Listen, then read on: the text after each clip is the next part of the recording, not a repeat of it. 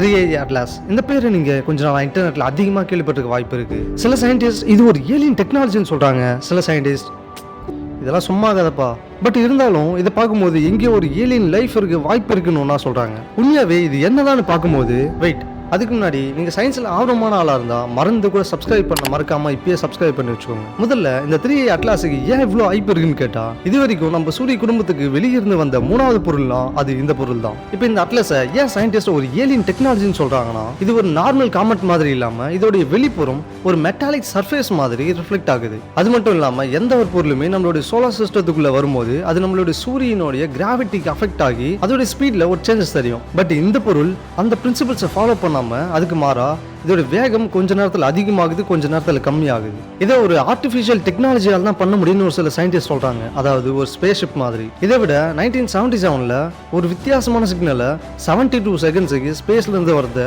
Scientist கவனிக்கிறாங்க. இதை decode பண்ணி பார்க்கும்போது வாவ் அப்படின்ற ஒரு மீனிங்கை கொடுக்குது. இப்போ வரைக்கும் அந்த சிக்னல் எந்த டைரக்ஷன்லேருந்து வந்ததுன்னு தெரியும், பட் கரெக்டாக எந்த பிளேஸ்லேருந்து வந்தது, எதனால இந்த சிக்னல் வந்ததுன்றது இப்போ வரைக்கும் தெரியல. இப்போ இந்த 3i அட்லாஸுக்கும் இந்த வாவ் சிக்னலுக்கும் என்ன கனெக்ஷன் பார்க்கும்போது இது ரெண்டுமே வந்தது ஒரே டைரக்ஷன்ல இருந்து. இது கண்டிப்பாக ஒரு ஏலியன் டெக்னாலஜியாக தான் இருக்கும் நம்ம நினைக்கும் போது தான் நாசால இருக்க சயின்டிஸ்ட் இது ஒரு ஏலியன் டெக்னாலஜியே இல்லைன்னு சொல்றாங்க.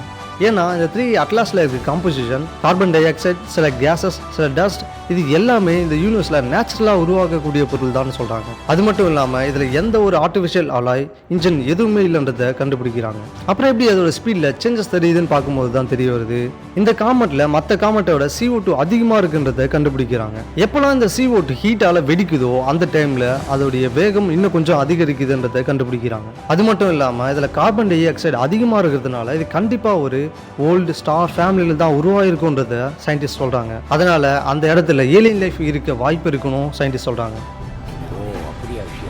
நிஜமாவே ஏலியன்ஸ் இருப்பாங்களா?